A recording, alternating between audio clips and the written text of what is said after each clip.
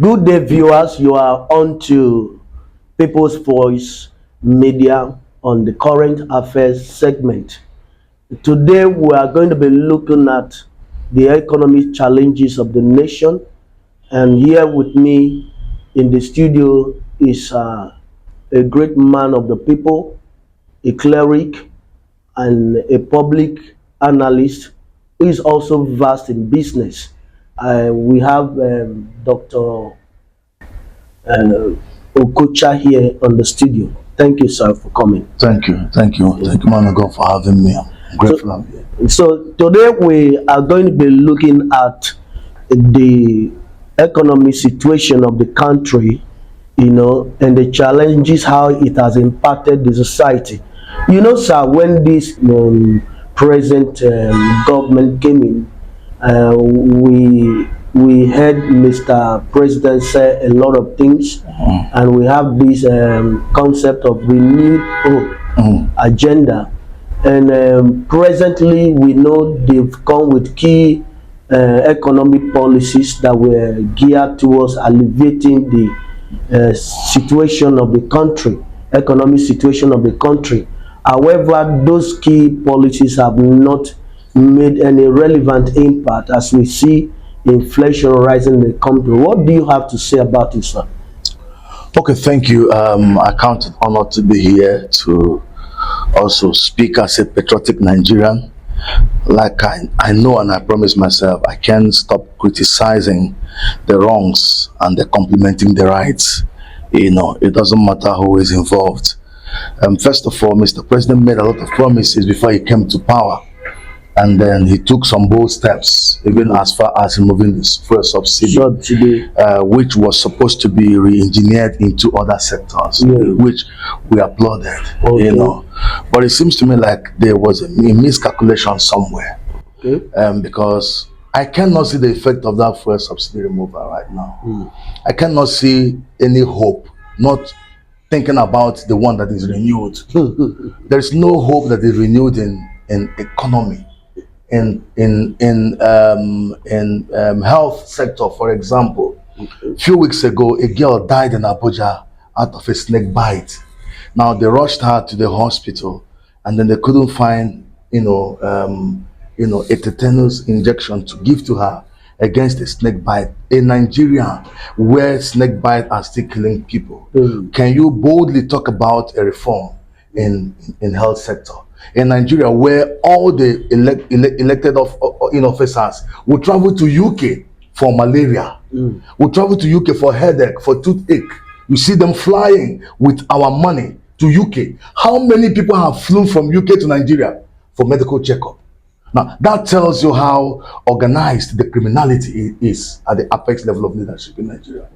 There is nothing they are doing that is in any way reflecting in the life of the ordinary Nigerian on the street. Inflation rate, as I talked about, is 62%. Yeah, I still remember there was this liberalization of the foreign exchange, market in one of their policies. How do you think that has affected the economy of the nation? Well, the only thing I can say, to a little extent, there has been a stability, in dollar movement. There was a time, like 3 weeks, it will come to something. Two days later, I mean, the fluctuation in gala and in dollar, currency was something else. So can we not say that they have made an impact in that level? But sir, anything you do that does not reflect, I'm saying it again, that does not reflect on day-to-day living of the people, you have failed. You have failed. As I'm talking to you right now, fuel is 1,300, 1,500 in some places. As I'm talking to you right now, people find it difficult to eat. As I'm talking to you right now, there is a high rise of tenancy rate all over Nigeria. There is. So there is no life expectancy of Nigeria is the lowest in the world, 54. So when you get to 54 in Nigeria, they should start digging your grave. Because of hardship, because of pressure, most people don't know where the next meal will come from. So can you close your eyes and tell me, and I'm challenging the supporters of the ruling party to tell me one thing they can point at and say, this is what we have achieved in the last 3 years we have been in power. I'm not one of the supporters, but personally, I do feel just like Mr. President said when he came into power that it's just like a birth pain. You know, when a woman is in travail, in labor, she has this pain until she had delivered, you know, before she get put to bed. However, don't you think Nigeria is like trying to go through the same thing and towards a well stable economy resolution? Mr. President said birth pain. Yeah. You know why women smile when they're going to birth pain?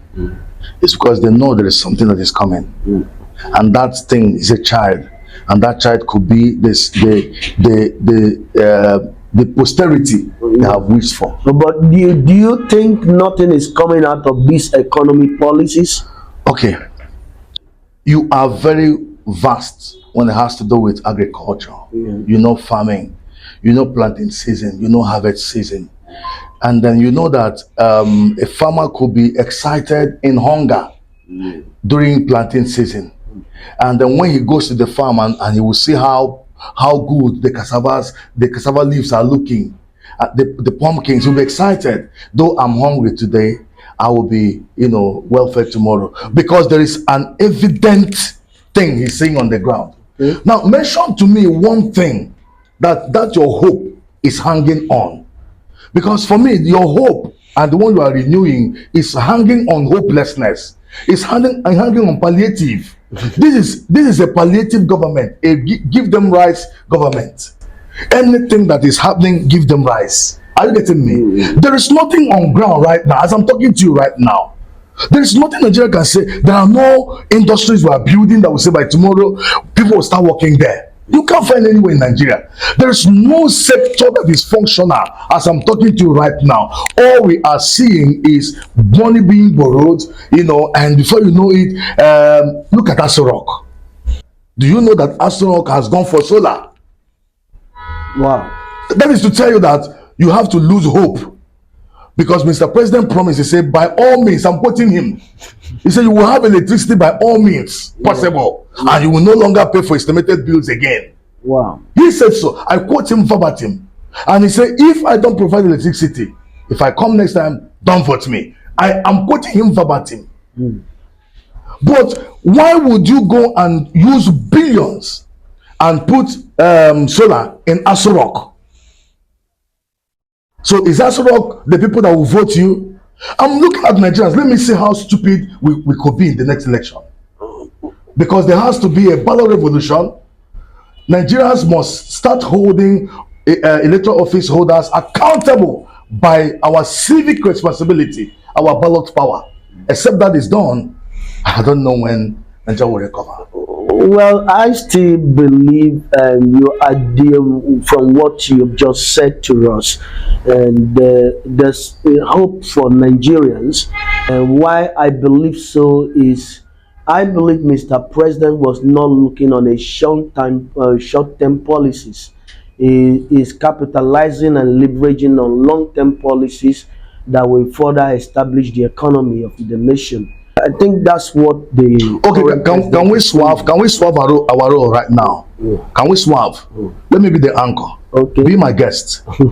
Tell me two plans, two long-term plans that Mr. President has. Well, I'm not a member of APC, and I'm just trying. If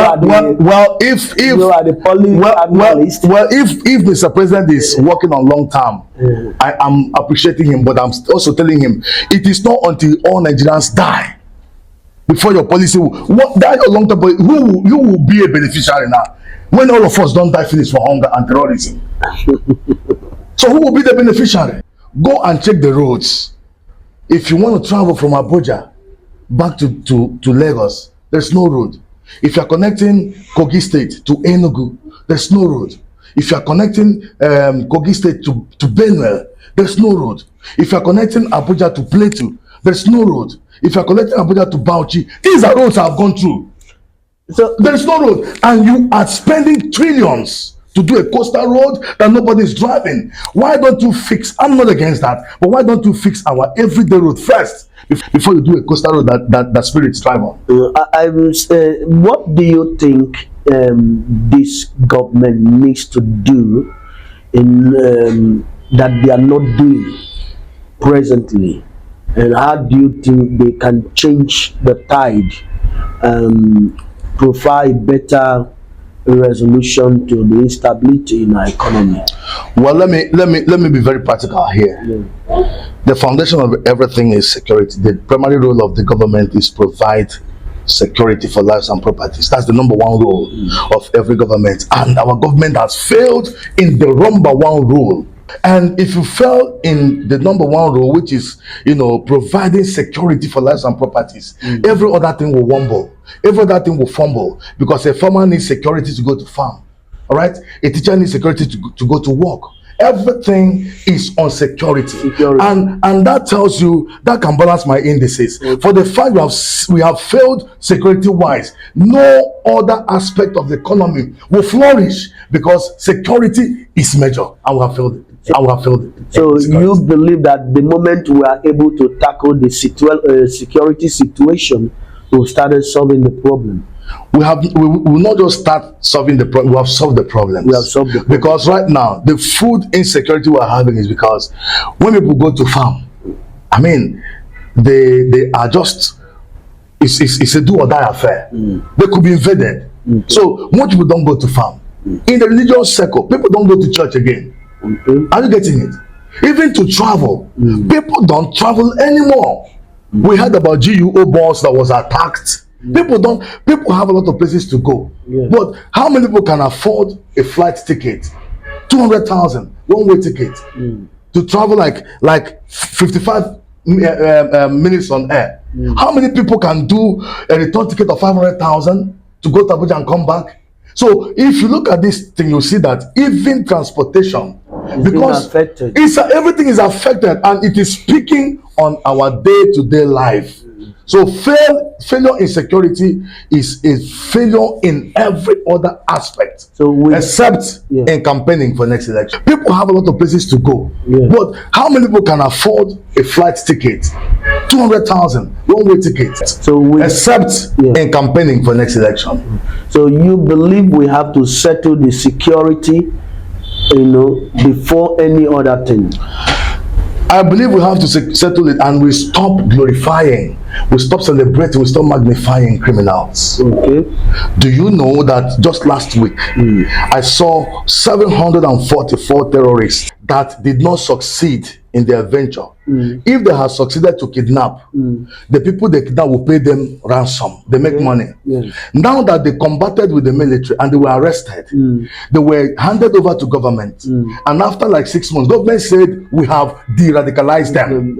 Now they brought them and gave them a green cap and white garment. They were wearing white and green as national heroes.